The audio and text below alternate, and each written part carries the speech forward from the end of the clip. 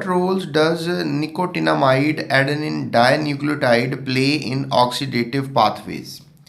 यानी कि जो ऑक्सीडेटिव पाथवेज होते हैं उसमें निकोटिनामाइड एडेनिन डायन्यूक्लियोटाइड यानी जो NAD आपको पता है कि एक कोएंजाइम है, एक एनर्जी मॉलिक्यूल है, तो ये क्या रोल प्ले करता है इन ऑक्सीडेटिव पाथवेज, राइट। तो जैसे कि मैंने आपको बता ही दिया कि ये एक एनर्जी मॉलिक्यूल है, एक कोएंजाइम है, so we can take B is a right answer for this question, क्योंकि निकोटिनामाइड एडेनिन डायन्यूक्लियोटाइड जिसको हम NAD भी कहते हैं, ये बेसिकली एक ऑर्गेनिक नॉन प्रोटीन मॉलिक्यूल है और इसका काम यह है कि ये लूजली बेंड करता है एंजाइम्स के साथ, मतलब परमानेंटली बेंड नहीं करता, इसलिए कोएंजाइम है, क्योंकि लूजली बाइंड करने वाले जो पार्टिकल्स होते हैं, मॉलिक्यूल्स होते हैं, नॉन प्रोटीनियस पार्ट्स होते हैं, उनको आप कोएंजाइम्स कहते हैं, ठीक है।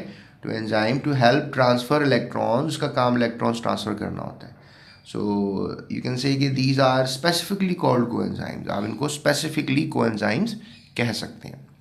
उसके बाद क्वेश्चन किया जा रहा है जी, the enzyme that catalyse the reactions in which two molecules are joined together by synthesis of new bonds using energy from ATP are placed in group।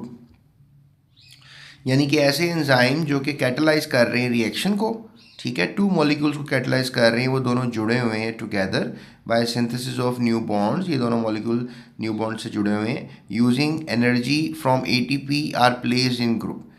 तो आपने अब देखना है कि भी जो दो मॉलिक्यूल्स हैं वो जॉइन टुगेदर हैं, बाय न्यू बॉन्ड्स बना रहे हैं, उसको एंजाइम भी कैटलाइज कर रहे हैं और एनर्जी भी यूज़ कर रहे हैं ATP की, तो कौन से ग्रुप में आप इनको प्लेस करेंगे? तो बेटा ये मॉलिक्यूल जोड़ने वाले ग्रुप हुए ना, तो जोड़ने वाले ग्रुप को हम लाइगेजेस में ऐड करेंगे, ठीक है। लाइगेजेस क्या होते हैं? जो दो पार्टिकल्स को आपस में जोड़ते हैं। तो ligases are basically called the glue enzymes. तो ग्लू एंजाइम्स कौन से हैं? लाइगेजेस। और they use energy usually from ATP to join two molecules together by forming a new chemical bond. तो ये आपने याद रखना है, ठीक है। उसके बाद थर्ड क्वेश्चन है जी, which of the following is an example of hydrolysis. Hydrolysis जो है वो इसमें किसकी एग्जाम्पल मौजूद है? तो प्यारे बच्चों, जो लिपेज होता है आप इसको हाइड्रोलेज कह सकते हैं, लिपेज को। तो लिपेज जो है वो हाइड्रोलेज भी कहलाता है, because lipase catalyse the break down of lipids. Lipid से लफ्ज़ से जाए ना कि ये क्या करेगा कि ये लिपिड्स को ब्रेक डाउन करने का काम करेगा, ठीक है, by adding water molecules hydrolysis to the options belong to different classes like ligases and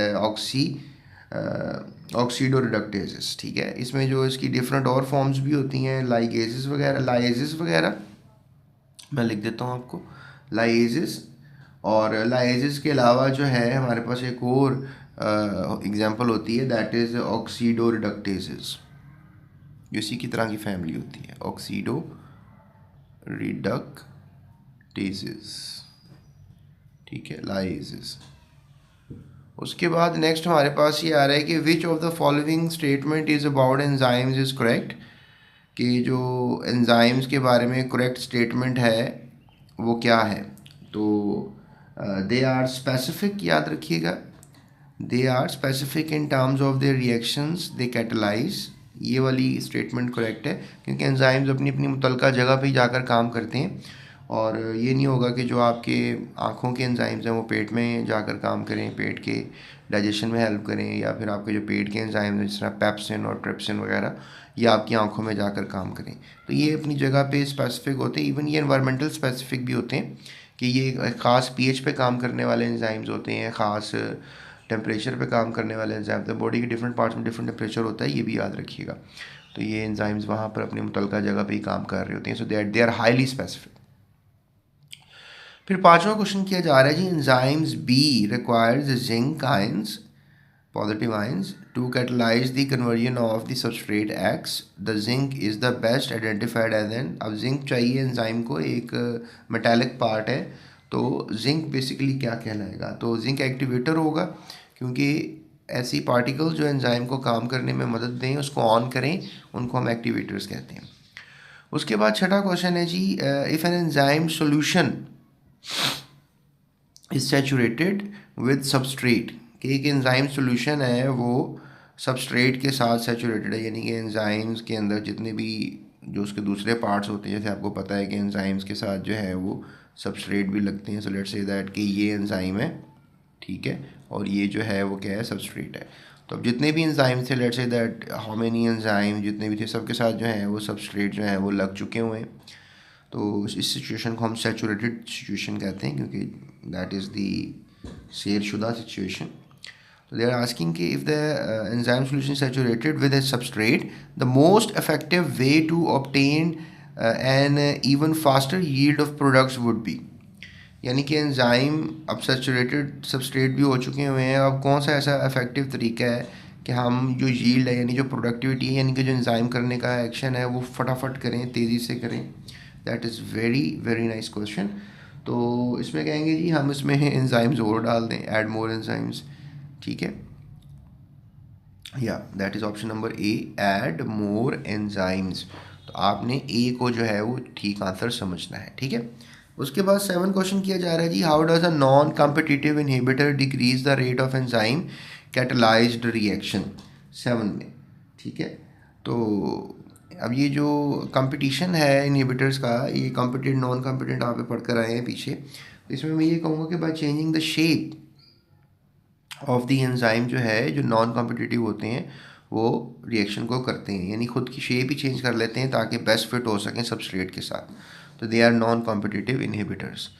उसके बाद नेक्स्ट क्वेश्चन है 8 क्वेश्चन, दैट इज़ हाइड्रोलेज के ऊपर क्वेश्चन है, which enzyme class is responsible for catalysing the addition of water to a substrate molecule, यानी कौन सी enzyme की जो क्लास है वो रिस्पॉन्सिबल है for catalysing the addition of water to a substrate molecule, तो दैट इज़ हाइड्रोलेज, ठीक है, दैट इज़ हाइड्रोलेज जो है वो एक ऐसी क्लास है जो कि आप कह लो कि कर सकती है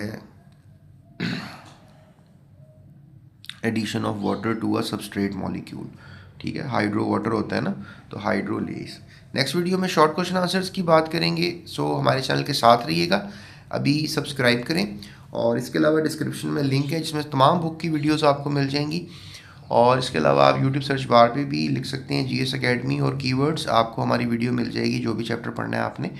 और इसके अलावा अगर आपको नोट्स चाहिए तो बिल्कुल माइनर सी अमाउंट पे करके आप नोट्स हासिल कर सकते हैं व्हाट्सएप दिए गए नंबर पे करके। So that's it, thank you so much, अल्लाह हाफ़िज़, टेक केयर।